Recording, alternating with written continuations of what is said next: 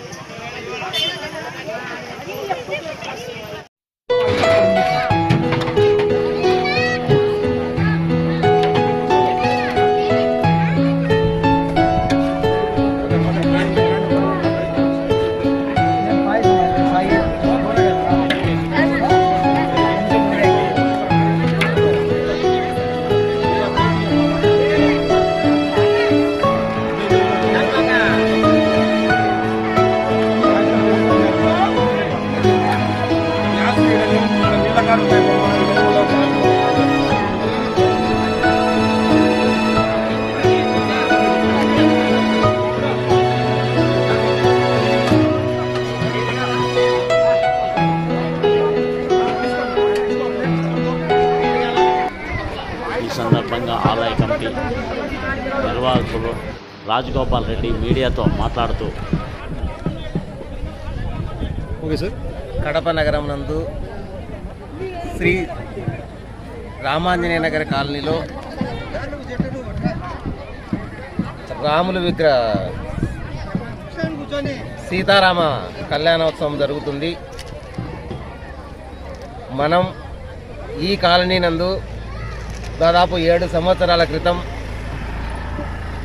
గ్రామ ప్రజలందరం కలిసి ఇక్కడ హనుమత్ సమేత అభయహస్త సీతారాముల వారి విగ్రహము ఇక్కడ గుడి ఏర్పాటు చేయడం జరిగింది.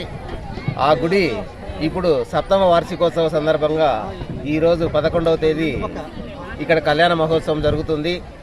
ఈ కళ్యాణ మహోత్సవంను ఒంటిమిట్టలో ఏ రోజైతే కళ్యాణం జరుగుతుందో అదే రోజు ఇక్కడ కూడా నిర్వహించాలని మన పెద్దలు స్థపతులు మనకు తెలపడం వల్ల ప్రతి సంవత్సరం కూడా ఇదే మాదిరే మనం కళ్యాణోత్సవం జరుపుతున్నాం.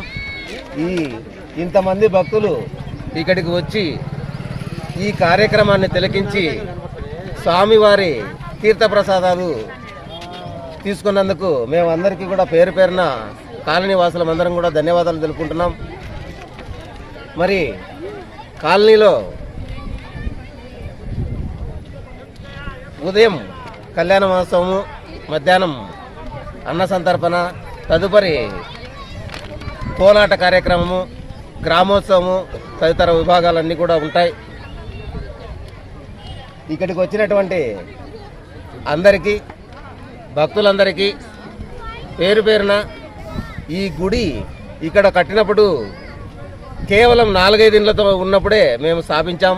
ఇప్పుడు దాదాపు 250 ఇండ్లు చుట్టుపక్కల వెలిసినాయంటే స్వామివారి కృప తప్పకుండా ఉందని మేము నమ్ముతున్నాం. అందువలన ఈ ఆలయ కమిటీ తరపున మేమందరం కూడా ఈ కాలనీ వాసులకు భక్తాదులకు అందరికీ కూడా పేరు పేరున కృతజ్ఞతలు తెలుపుకుంటూ దేవుని ఆశీస్సులు అందరికీ ఉండాలని మేము ఆలయ కమిటీ తరపున విజ్ఞప్తి చేస్తున్నాం. చెప్పండి సార్. పి రాజగోపాల్ రెడ్డి. మనం ఒక ఆలయం నిర్మించి 7 సంవత్సరాలు అవుతుంది.